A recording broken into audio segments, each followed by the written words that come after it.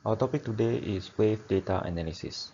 In this topic, we're going to look at how we analyze raw data collected, and is different from our previous discussion about small amplitude wave theory, whereby we already know the properties of the wave such as wave height and wave period.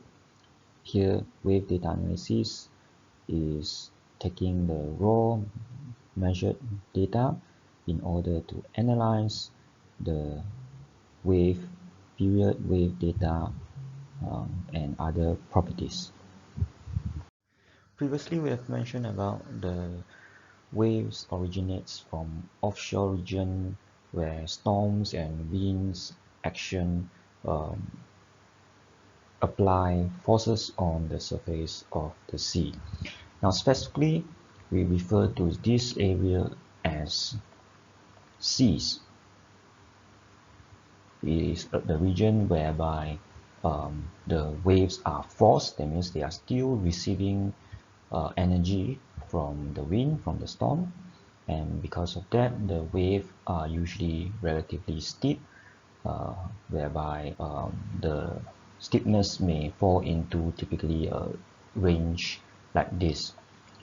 However, when the waves propagate out from this region, when they are no longer subjected to the wind and the storm, we refer to them as freely propagating wave. Then they typically will have lower wave steepness.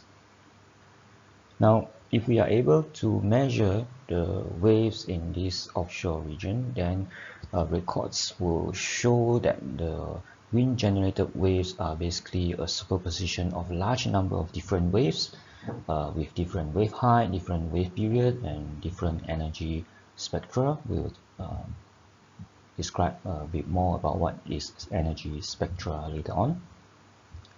However, for a given wind speed, no matter how high the wind speed is and how long the distance that the wind acts on the surface of the sea, which is called the fetch, and also no matter how long the wind acts on the surface of the sea, the wind duration, there's only so high that the wave can be. The wave cannot continue to increase in wave height, even though energy is continuously applied to it. That's why if the energy continue to increase, then the offshore wave will also break.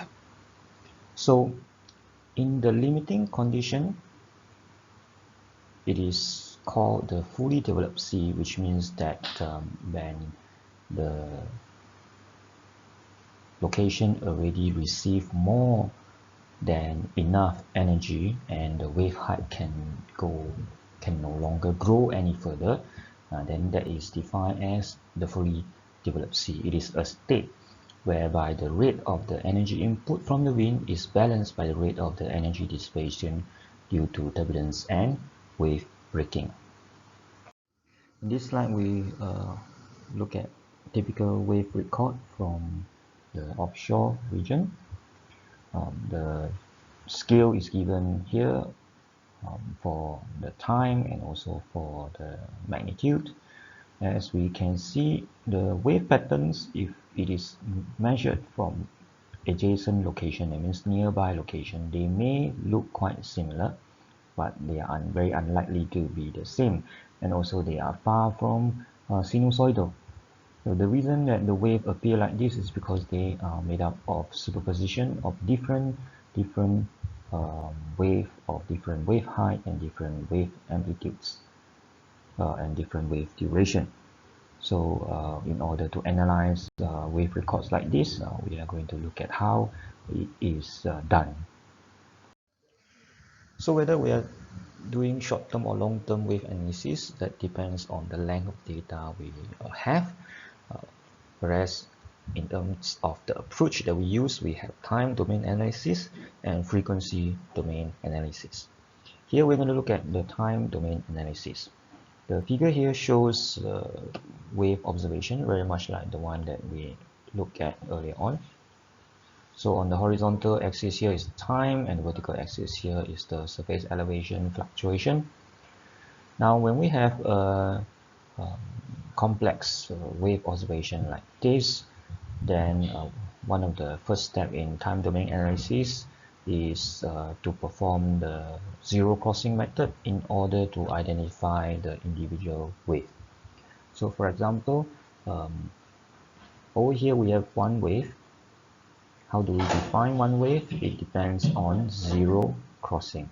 That means we will need to find out what is the equilibrium position of the water surface fluctuation, and so that when the water surface crosses zero, then it is the beginning of a wave, and when it completes one cycle and crosses the equilibrium zero position again, then that is basically one wave.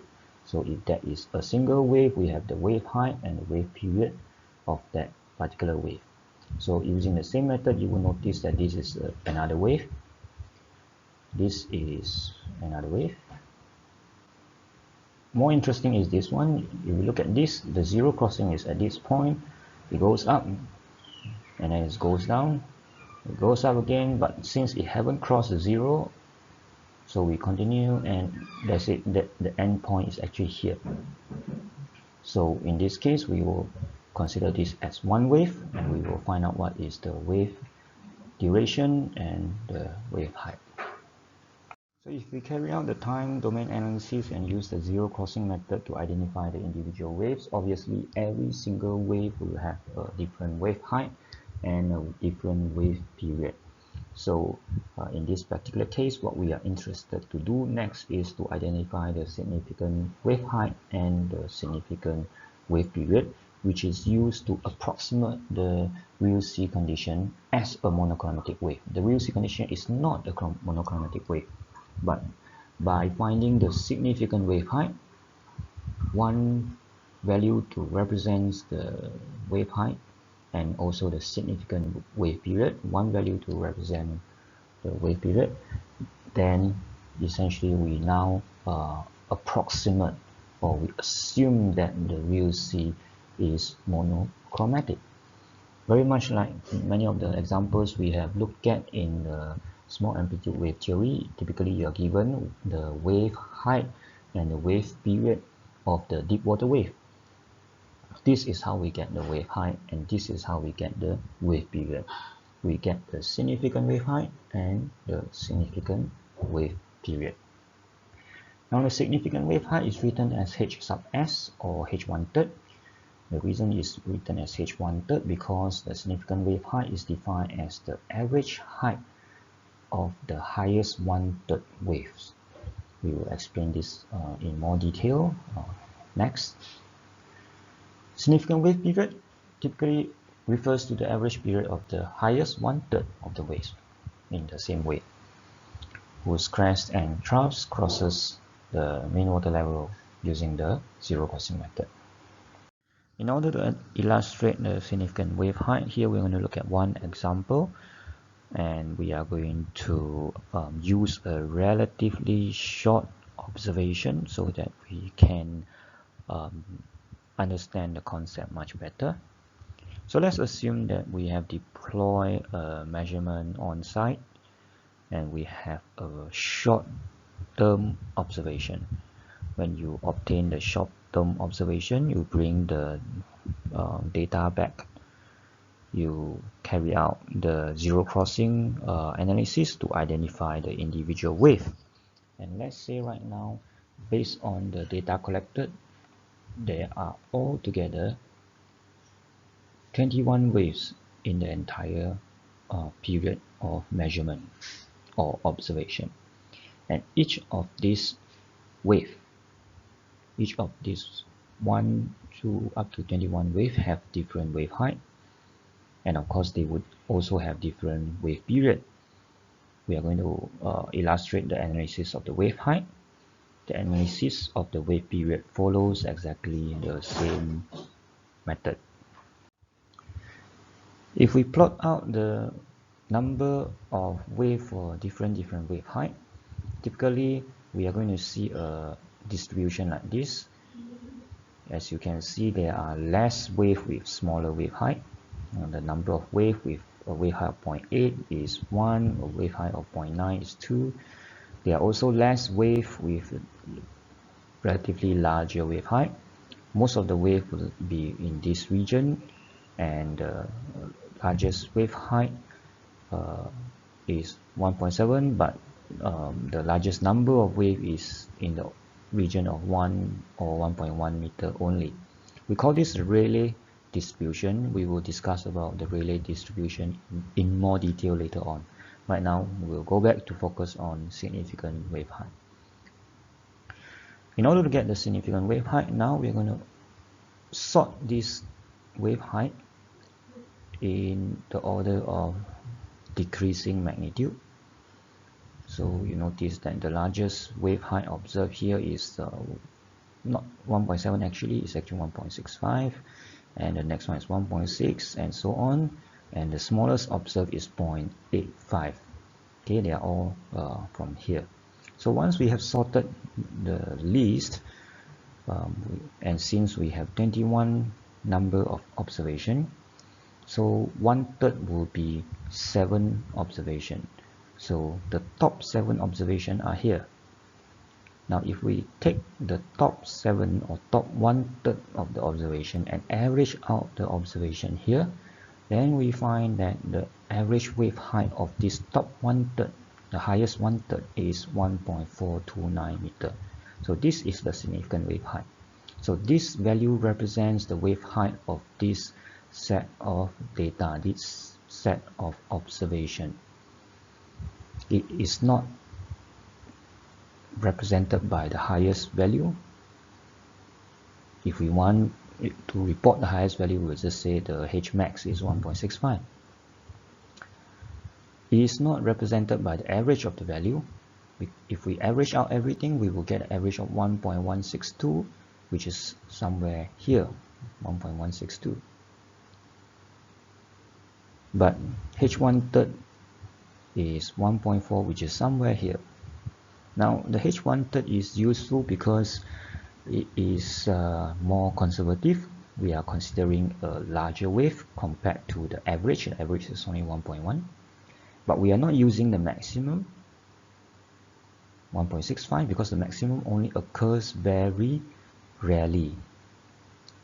That's why we use the significant wave height. However, if we want to design for more critical structures, sometimes we may want to use H10. H10 is the average wave height of the highest 10% of the waves in the record. Now if we have 21 records here, 21 waves here, 10% will be only 2 waves. If we take only 2 waves at the top here and average it out, then our H10 is 1.625. So H10 is still not H max, but it is usually very close to H max. So we might use H10, the average of the top 10%, the highest 10% of the wave, for critical structures. Otherwise we use H1/3. We don't use H average. We don't use H max.